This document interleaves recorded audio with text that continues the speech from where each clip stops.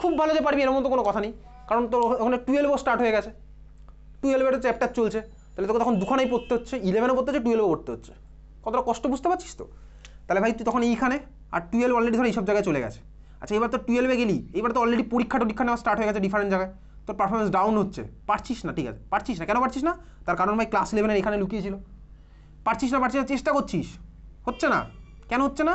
তোর হ্যাবিট খারাপ বলে, এতদিনের হ্যাবিটটা খারাপ ছিল বলে চেষ্টা করতে দেখছি হচ্ছেই না, আবার তুই ডিমোটিভেট হয়ে চলে গেলি নিচে, হচ্ছে না তোর, ডিমোটিভেট নিচে চলে হচ্ছে না, কারণটা কোথায় লুকিয়ে আছে? এইখানটাতে হচ্ছে না, কারণটা কোথায় লুকিয়েছিল? তোর ক্লাস 11-এর ফাঁকি দেওয়ার টেন্ডেন্সি, ফাঁকি দেওয়ার হ্যাবিটের মধ্যে লুকিয়েছিল হচ্ছে এই জায়গাগুলো। এইবারে তুই এগুলার ভাই তোর করতে ইচ্ছাই করবে না। এত কিছুর পরেও যারা ক্লাস 12-এর শুরু থেকে ভাই যেরকম বলেছি সেরকম ফলো করবে, তারা ভাই এইখান থেকে গ্রাফটা সোজা যেরকম রেগুলারলি, মারাত্মক এফোর্ট তোকে দিতেই হবে, এত সিম্পল। 11-এ পড়িনি তাহলে 12-এ পড়তে হবে, আমাকে সেই মতন পড়তে হবে।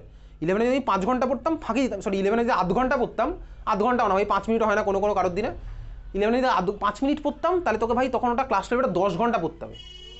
সিম্পল, তোকে 11-এর কনসেপ্টে তোকে সাইমালটেনিয়াসলি ক্লিয়ার করতে হবে, ওটা নিজের উপর।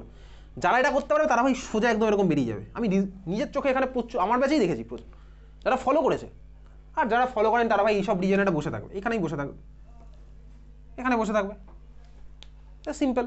তো বাবা মা কিছু বলতেও পারবে না, আমাকে অন্তত কিছু বলতে পারবে না, আমাকে তো কিছু বলার জায়গাতে থাকবেই না। কোনো গার্জিয়ানই দেখবি আমার সামনে কোনো কমপ্লেনই করতে পারে না। কেন কমপ্লেন করতে পারে না? তার কারণ তুই ভালো করেই জানিস, ঠিক আছে? তাহলে এই হচ্ছে তোকে আমি একটা ব্রড সিনারিও দিয়ে রাখলাম, তোর নেক্সট 1 ইয়ারের জার্নির একটা সিনারিও দিয়ে রাখলাম, যার ব্যাকগ্রাউন্ড তোর 11-এ হ্যাবিট খারাপে হয়ে গেছে। হ্যাবিটটা তাহলে ভালো করা উচিত ছিল। 11-এ কীরকম কী করতে হতো? পড়াশোনা, প্র্যাকটিস, নিজের কপি নিজের লাল কালিতে বসে চেক করা, যেটা পড়াচ্ছি ক্লাসে সেগুলোই বাড়ি গিয়ে প্র্যাকটিস করলে প্রচুর মার্কস তুই স্কোর করতে পারবি। যেগুলো পড়াই, যেগুলো ভাই কোশ্চেন আনসার পারি, সেগুলো করলেই তোর জন্য সাফিসিয়েন্ট ছিল, অলরেডি ছিল, দেখেছিস।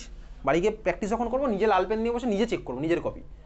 10 জনকে দিয়ে চেক করে কোনো লাভ নেই, নিজের কপি যখন নিজে চেক করছি, তারপরে আমি ওই চেক কপিটা স্যারকে দেখাতে পারি, স্যার দেখে দিন তো এটা, ওটা সম্ভব। কারণ আমি তো ভাই এখানে এক্সাম কপি ছাড়া অন্য কোনো কপি চেক করার সময় নেই, সোজা কথা। তুই নিজের কপি নিজে চেক করবি, করে আমি দেখালি, স্যার এটা ভুল হয়েছে, আমার দেখে দিন না স্যার এই কপিটা, তখন আমি দেখে দেবো, বুঝতেই পারছিস।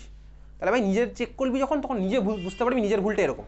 এত কোশ্চেন আনসার পাঠানো আছে, সেগুলোই তুই বাড়িতে না দেখে প্র্যাকটিস করবি, যেগুলো ক্লাসে করেছি সেগুলোই তুই না দেখে প্র্যাকটিস করবি। প্রচুর জিনিস করেছি আমি, তোকে গ্যারান্টি দিয়ে বলতে পারি ক্লাস 11-এর এত কোশ্চেন আনসার অন্য কোথাও হবে না, অন্য কোনো সাবজেক্টেও হবে না, কেমিস্ট্রি তো হবেই না অন্য কোথাও, এই গ্যারান্টি আমি তোকে একদম গ্যারান্টি দিয়ে বলতে পারি, ঠিক আছে? তাহলে তোর জন্য সব কিছু সাজিয়ে দেওয়া ছিল, বাট তুই খাসনি, সেটা তো এখন তোর উপর দোষ না। চল তাহলে খাতা বার করি, এবার যাবো হচ্ছে থার্মোডাইনামিক্সের পিডিএফ।